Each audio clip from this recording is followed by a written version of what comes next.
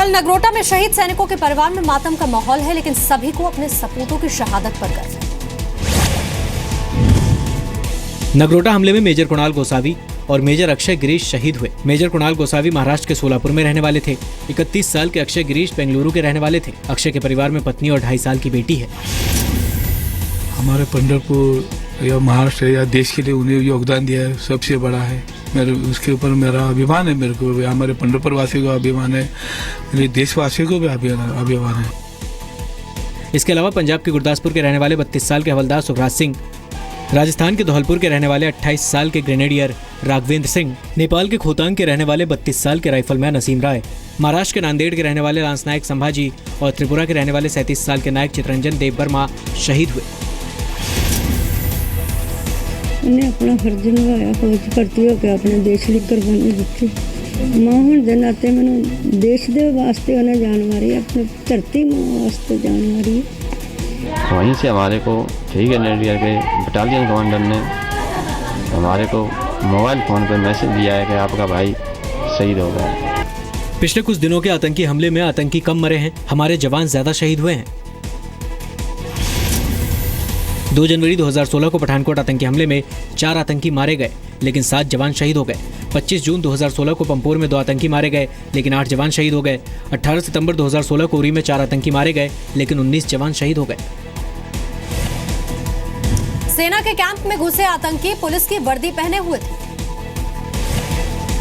पूर्व रक्षा मंत्री और कांग्रेस नेता ए के एंटनी ने आरोप लगाया कि लापरवाही की वजह से नगरोटा में सेना के कैंप पर आतंकी हमला हुआ। एंटनी ने आरोप लगाया कि पठानकोट और उरी हमले के बाद भी सरकार ने कोई सबक नहीं सीखा। एंटनी के मुताबिक सरकार देश और सैनिकों की सुरक्षा को लेकर आपराधिक लापरवाही दिखा रही है।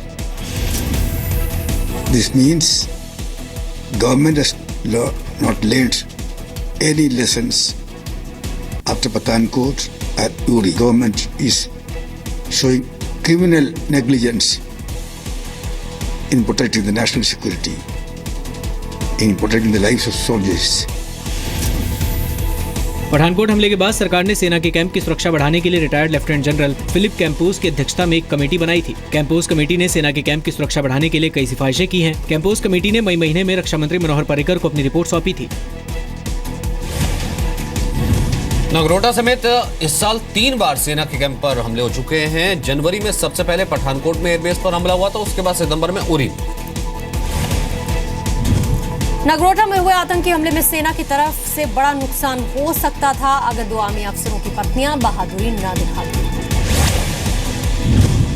नगरोटा के आर्मी कैंप पर ग्रेनेड से हमला करने के बाद आतंकियों ने सैनिकों के क्वार्टर में घुसने की कोशिश की। आतंकी सैनिकों के परिवार के लोगों को बंधक बनाने की फिराक में थे, लेकिन सेना के 2 अधिकारियों की पत्नी ने संकट की इस घड़ी में बहादुरी दिखाई। उन्होंने घर के सामानों से अपने अपने क्वार्टर के दरवाजे को बंद कर दिया। इसकी वजह से बंधक संकट बड़ा रूप नहीं ले सका। एक सबसे बड़ी राहत की बात है कि जो होस्टेज लाइक क्राइसिस यहाँ पे बन गया था, उसको जो है न्यूट्रलाइज कर दिया गया, उसको ख़त्म कर दिया गया। और जो सैनिकों के परिवार थे, जो कुछ सोल्जर्स थे, उनको यहाँ पे जो है पूरी तरह से रेस्क्यू कर। हालांकि इसके बावजूद आतंकियों ने 12 सैनिकों, 2 महिलाओं और 2 बच्चों को बंधक बना लिया, लेकिन उन्हें सही सलामत छुड़ा लिया गया। हम लोग अपने आप ड्यूटी कर रहा था, लेटे थे, तो उसको सोया था। तो उसके बाद में थोड़े जब टायर फटा, मैंने मतलब टायर फट गया। जब टायर फटने की आवाज आया तो देखता हूँ तो वहाँ तो कुछ और है। फिर बाद में तो वहाँ एक फटा, दूसरा फटा। मैंने बोला यहाँ कोई लड़ाई है। आतंकियों की एंट्री रोकने वाली सैनिकों की पत्नियां हमले के वक्त घर में अपने छोटे बच्चों के साथ थीं। दोनों महिलाओं के पति आतंकी हमले के वक्त ड्यूटी पर थे। जिन 16 लोगों को बंधक बनाया गया, उन्हें छुड़ाने में 1 अफसर और 2 जवान शहीद हो गए। नगरोटा में शहीद जवानों को श्रद्धांजलि के मामले में आज संसद में हंगामा हुआ।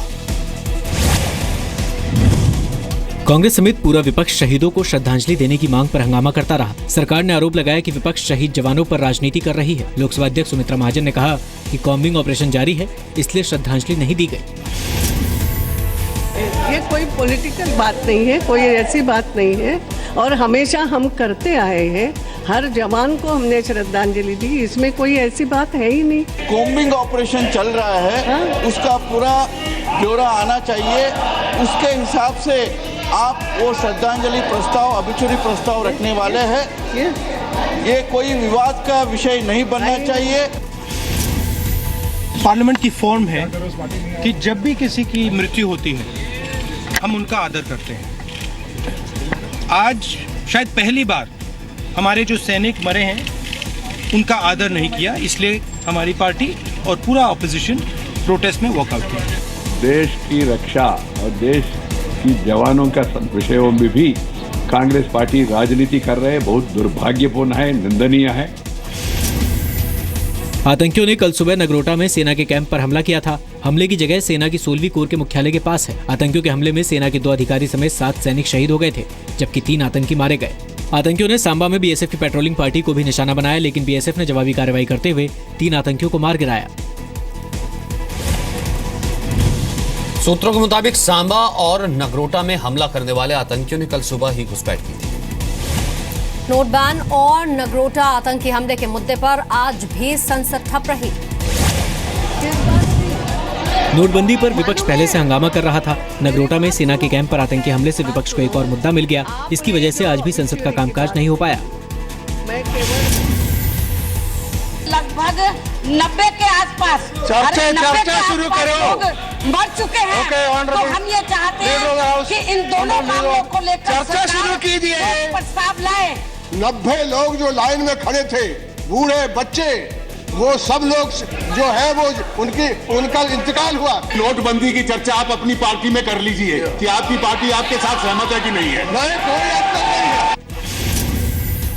शीतकालीन सत्र की शुरुआत से ही विपक्ष पीएम मोदी की मौजूदगी में चर्चा की मांग कर रहा है। पीएम मोदी आज सुबह लोकसभा में मौजूद थे, लेकिन विपक्ष की तरफ से हंगामा होता रहा। इससे पहले 24 नवंबर को पीएम मोदी राज्यसभा में पहुंचे, जिसके बाद चर्चा शुरू हुई, लेकिन लंच के बाद पीएम मोदी की गैर मौजूदगी की वजह से विपक्ष ने फिर हंगामा शुरू कर दिया। संसद के हंगामे की वजह से अब तक 100 करोड़ से ज्यादा का नुकसान हो चुका है। अब सिनेमा हॉल में फिल्म शुरू होने से पहले राष्ट्रगान बजाना जरूरी होगा। सुप्रीम कोर्ट ने आज इस मामले में दायर याचिका पर सुनवाई करते हुए ये निर्देश दिया। सुप्रीम कोर्ट ने कहा कि राष्ट्रगान के वक्त स्क्रीन पर राष्ट्रध्वज दिखाना जरूरी होगा। सुप्रीम कोर्ट ने केंद्र को निर्देश दिया कि सभी सिनेमाघरों में राष्ट्रगान बजाना अनिवार्य करने के लिए निर्देश जारी करे। नेशनल एंथम बजाया जाएगा राष्ट्र झंडे के साथ और सबको खड़ा होना है उसके लिए। ये इसको 10 दिन के अंदर इम्प्लीमेंट किया जाएगा कंट्री के अंदर। इसका स्वागत इसलिए होना चाहिए क्योंकि ये हमारे संविधान का एक भाग है। अनुच्छेद 51 उसमें स्पष्ट है कि हमें अपने चाहे राष्ट्रगान हो, ध्वज हो, इसके प्रति हम लोगों की ड्यूटी है कि इसका सम्मान होना चाहिए। सुप्रीम कोर्ट ने कहा कि केंद्र सरकार लोगों को जागरूक करने के लिए प्रिंट और इलेक्ट्रॉनिक मीडिया का सहारा ले। सुप्रीम कोर्ट ने कहा कि राष्ट्रगान संविधान के मुताबिक केवल 52 सेकंड में ही गाया जाए, ना इससे कम हो ना ज्यादा। सुप्रीम कोर्ट ने कहा कि कोई भी राष्ट्रगान का इस्तेमाल अपने निजी फायदे के लिए ना करे। सुप्रीम कोर्ट ने निर्देश दिया कि सरकार राष्ट्रगान के नाटकीय रूपांतरण पर पूरी तरह से रोक लगाए। सुप्रीम कोर्ट ने यह भी कहा है कि यह हर भारतीय की जिम्मेदारी है कि झंडे और राष्ट्रगान का सम्मान करें। बीजेपी ने बिहार और दिल्ली में नए प्रदेश अध्यक्षों का ऐलान किया। नित्यानंद राय बिहार बीजेपी के अध्यक्ष होंगे, जबकि मनोज तिवारी दिल्ली के। बिहार के उदयपुर से सांसद नित्यानंद राय को मंगल पांडे की जगह बिहार बीजेपी की कमान सौंपी गई है, जबकि नॉर्थ ईस्ट दिल्ली से सांसद मनोज तिवारी सतीश उपाध्याय की जगह दिल्ली बीजेपी के अध्यक्ष बनाए गए हैं। बीजेपी मनोज तिवारी को कमान सौंपकर दिल्ली में पूर्वांचल के वोटरों पर मजबूत पकड़ बनाना चाहती है। नो डाउट ये बहुत बड़ी जिम्मेदारी है और बहुत चुनौतीपूर्ण है, लेकिन हमें अपने दिल्ली के कार्यकर्ताओं पे, संगठन पे भरोसा है। 3 साल का टेन्योर होता है और मेरा 2.5 साल पूरा हो चुका है। बिहार में भी परिवर्तन होना था और दिल्ली में भी, और हम सब लोगों ने मिलकर के किया अच्छा निर्णय। मैं आज पूरी तरह से एक युवा मोर्चा में काम किया हुआ व्यक्ति, एक सशक्त नेतृत्व करता और सांसद आज बिहार प्रदेश का अध्यक्ष बना है। इसके लिए तमाम बिहार वासियों की तरफ से, बिहार के कार्यकर्ताओं की तरफ से नित्यानंद राय जी को बनाया जाता है। बीजेपी के नए प्रदेश अध्यक्ष बनाए गए नित्यानंद राय। अच्छा हुआ, मंगल पांडे हट गए, अच्छा है, धन्यवाद है। मनोज तिवारी मूल रूप से बिहार के रहने वाले हैं। भोजपुरी फिल्मों के अभिनेता और गायक भी हैं। मनोज तिवारी 2014 में पहली बार दिल्ली से सांसद चुने गए। बीजेपी से पहले समाजवादी पार्टी में थे। नित्यानंद राय 2014 में पहली बार सांसद बने। इससे पहले लगातार 4 बार हाजीपुर से विधायक रह चुके हैं।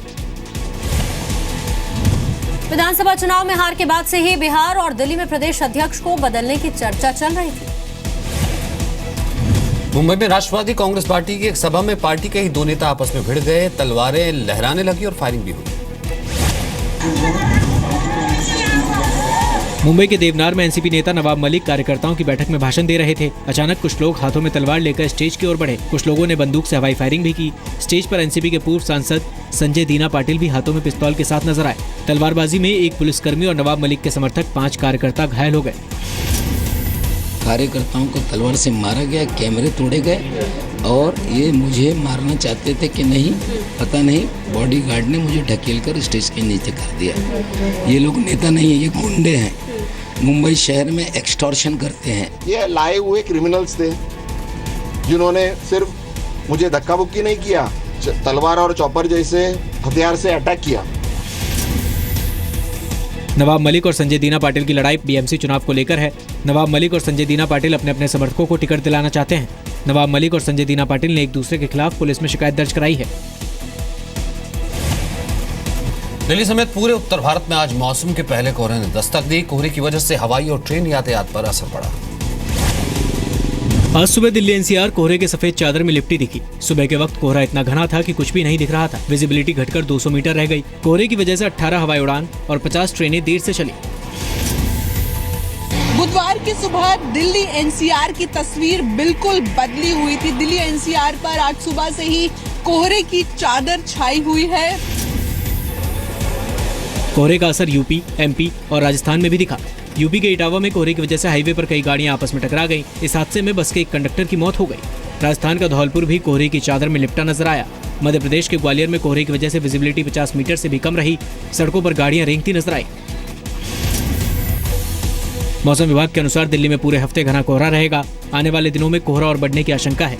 कोहरा बढ़ने के साथ ही ठंड में भी बढ़ोतरी हो सकती है।